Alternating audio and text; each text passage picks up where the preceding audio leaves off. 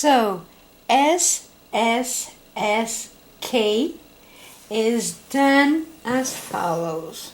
So you have your knitting, and you are going to knit to the space where you need to do your slide, slide, slide, and knit.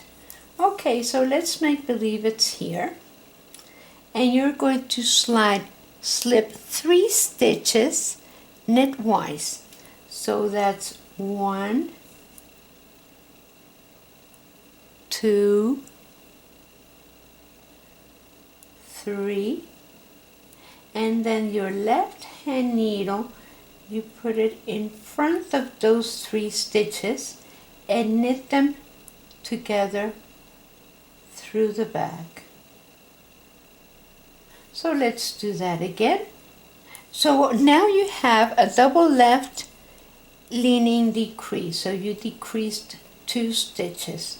So let's do that again. 1, 2, 3. You put your left hand needle in front of those 3 and you knit them together through the back. And that's it. That's the way it's done.